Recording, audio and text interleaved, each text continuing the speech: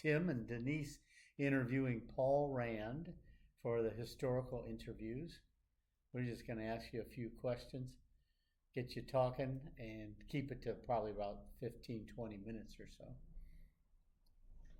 Okay. Okay, Paul. So how long's your family been in the Garrettsville area? 1915. So 99 years, I guess. That's a long time. So who came here? My grandfather and grandmother moved here from Cleveland. They bought the place on Wheeler Road and decided to make a home there, I guess. So. Did they buy it from James A. Garfield? No, that was the place across the street. So that was the Rudolph family had that. But I think, Neils were still there when my family came here, which R.P. Neal was married to a Rudolph. So across the street was where your grandmother lived. Yeah, my grandmother and grandfather bought the place on the west side of the road, where the dairy was. Yes. And the Neals were on the east side, directly across. Okay. And they were there, well, the Rudolphs were there since the early 1800s, so somehow they've gotten passed down through all that, I guess, so. Gotcha. So did your grandparents have farming and dairy experience when they moved out here? Yeah, my grandmother grew up on a farm over in Chandler's Valley, Pennsylvania. And my grandfather had a milk route in Cleveland on Millionaire's Row. Really? Huh. And my grandmother was a cook at one of the mansions on Millionaire's Road, and that's how he met her. She used to ride the train in from Pennsylvania to Cleveland every week and stay and cook for the people who owned the place. And of course, he was delivering milk in the back door, so somehow they hooked up. I don't know. That's a great story. I've been over to the farm in Pennsylvania where the Petersons had a farm over there, so. And it's still in the same family there now that bought it from the Petersons. So they were French Canadians named Levine. So I've been there several times. Still a farm actually. So. How many years did your family deliver milk here in the area? Well, I think it was around 1918 when my granddad bought a milk route in Garrettsville off of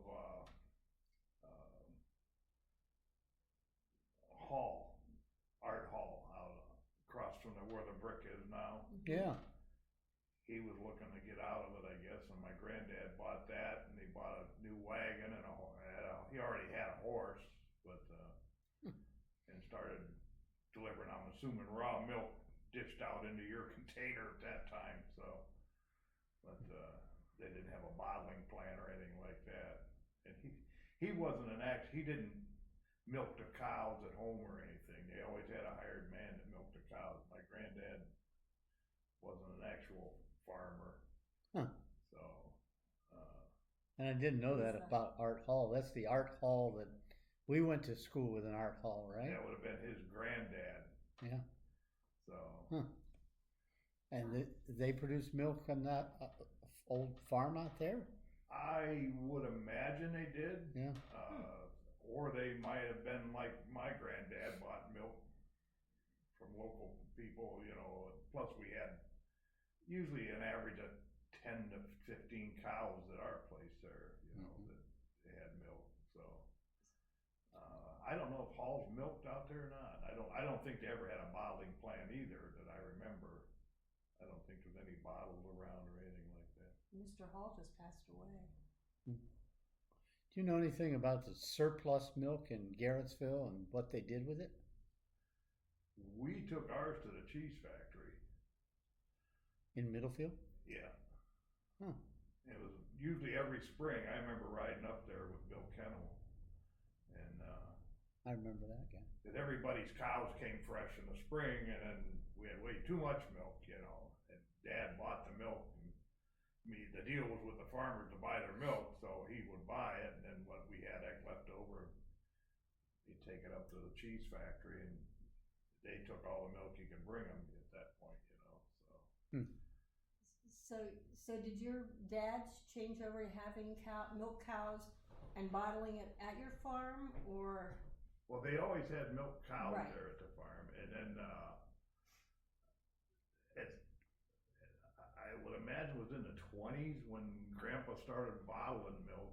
He had, because there's still bottles around. I don't know if you guys got any of them here with We do. We do. TV ran Garrettsville, Ohio on them. Those were the embossed bottles.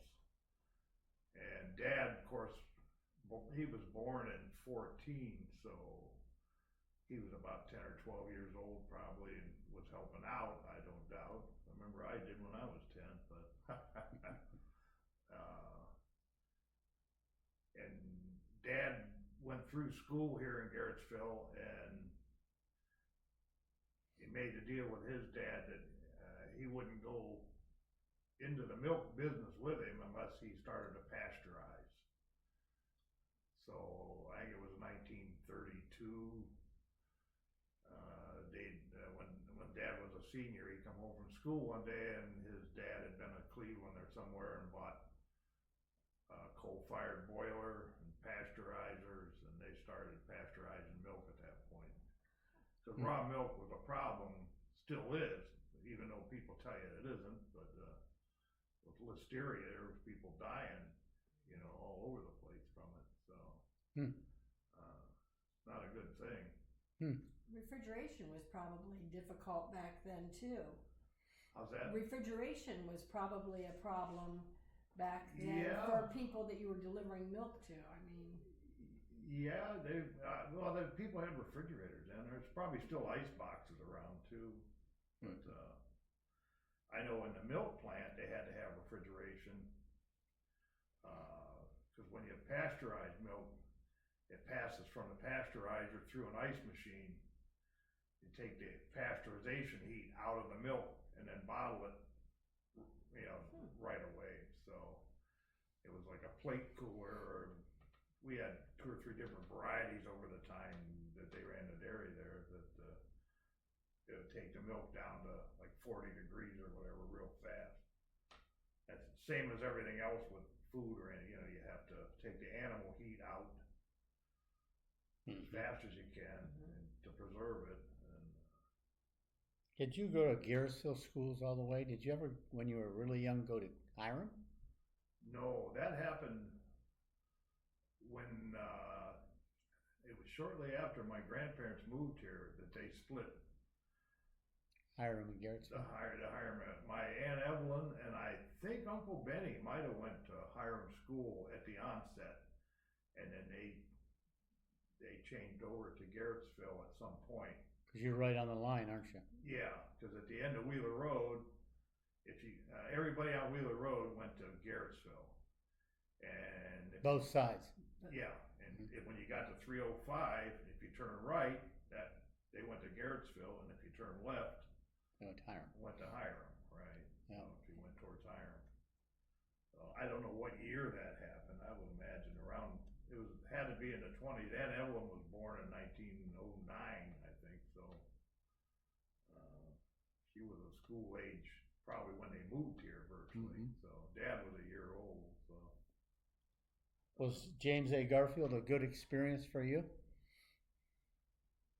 Yeah, I would say it had its ups and downs. Depends what year. What do you think people would remember you for? Depends what people you'd ask. Your friends. Yeah. Your friends. Tim Smith. Oh, I don't know. We had a lot of good memories with friends. You know, work. Of course, having a farm up there, we always hired help, and my friends. Or those guys. They would come and help out. You know, making hay or maple syrup or whatever, and we were always busy doing something, so that was a lot of good memories. As far as the years went and having friends from school, you know. Mm-hmm. And, How did the schools change from the time you were there to the time your kids went? Did you see a big change in education? they quit giving you wax.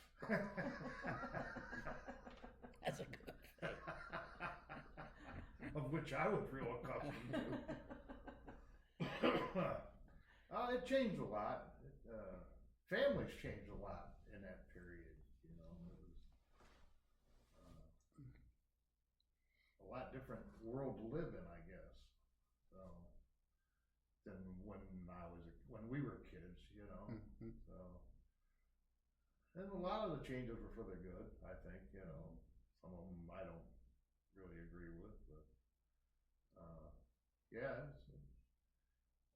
there were some pretty significant changes, really, as far as the school buildings, how the school grew from the time we left school to I was just out there the other day. I hadn't been up to the new elementary school up there where the cafeteria and everything is. Mm-hmm. I guess they're doing some refurbishing, and I took an Amish guy up there, but holy mackerel, that place is humongous. Yeah, It is. that's So. a campus. It is beautiful up there. Yeah, I haven't been in, I was inside the elementary school a couple times, I guess. They've added on since I was there, so. Keeps expanding. Yeah, I don't know if it's still expanding or not now. Is the population in Garrettsville still going up, or it kind of leveled off after we got out of school. Mm-hmm. The class sizes, I think, went down some for a while. They did. If I remember right. So we were some of the larger classes. So in the 70s, graduating in the 70s, I guess. So. What's the most significant history that you remember about the town? About school time, or? No, I'm Just in just the general. town in general. Geez, I don't know where you'd even start there. There's a lot of significant things happened. When Garrettsville grew, I remember what a big deal it was when they built a new Chevrolet garage down here, moved off of Main Street, and Yeah. when they built a new IGA out by the bowling alley out there, that was pretty significant. I mean, it was like the growing thing. The Garrettsville Hardware moved. All the people from Main Street, unfortunately, moved, but Mm-hmm. I guess without growth, you don't have anything. So Mm-hmm. that's what they say. So, Mm-hmm. those were all significant things. Even when my kids were growing up and Mike Porter built that store out there, I'm like, wow, this is something. It was. Yeah, that was like looked like big city store. Pretty nice. So a lot of changes. Mm-hmm. Yeah. What do you see Garrettsville being like in 80 years from now? Or what do you hope for Garrettsville in 80 years from now? I hope it still exists. I hope everything still exists. I'd like to see it maintain an agricultural area around, a base, and doesn't need to get real large, or I'm assuming it's going to grow. It's no doubt everything has to grow. So, but hopefully it's a controlled type of thing where it's done in good taste, and you don't get the concrete and asphalt world that people live in Cleveland or Akron or any of those places. You still have a little bit of the old time stuff here now. So Yeah. hopefully they can maintain that to some degree. And Well, if people remember history, that's always important. it is. It is. Well, the things you've done with your farm property and Hiram College and the Carlisle's done with Portage County and their property, that kind of preserves. Keeps it going. It does. It does. And doesn't Amazing. turn into developments everywhere, and Yeah, It preserves it. it does. it's nice nice to know that the woods will always be there, and Mhm. because that's one big thing going on around now is the way they're cutting off timber, and they just cut off that farm up, Udall's farm, well, Bill Cook's place on 305. Uh, Hmm. that's like one of the last big Hiram woods around. It was privately owned. Amish people bought that and they leveled the woods.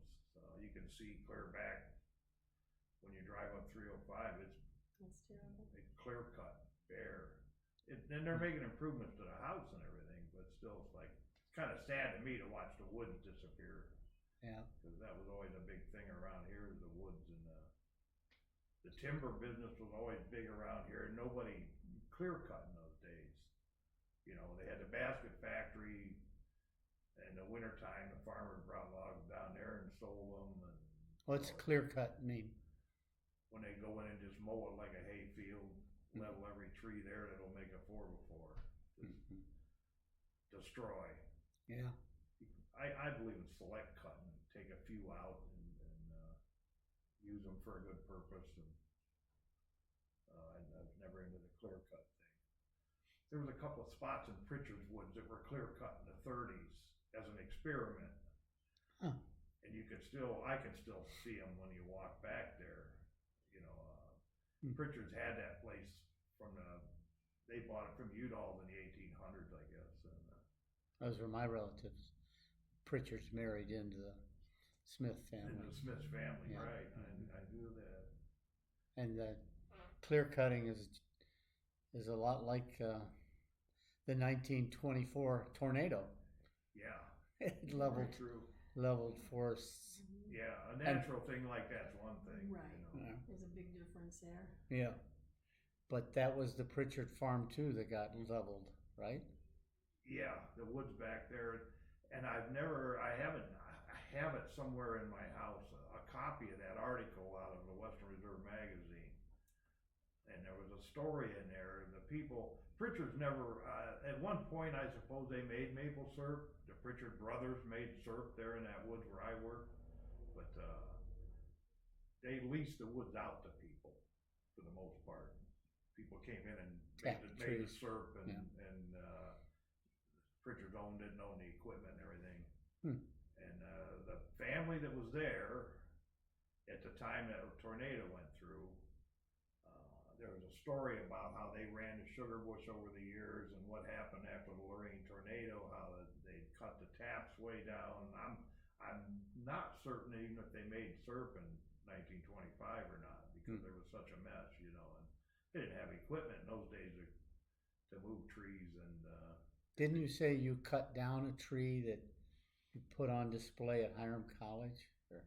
It's up at Colton Lab, I think. I haven't seen it for a long time. Colton Laboratory in Hiram? Yeah. And it what was was I it? didn't cut it down. It blew over. Okay.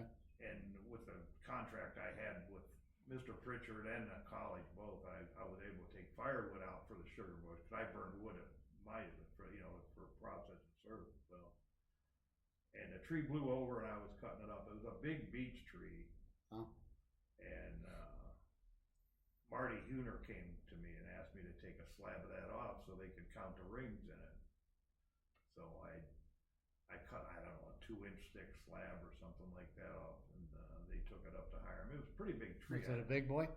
It was like, I'd say 42 inches maybe in diameter. I can't remember exactly. You know, it was a monstrous tree.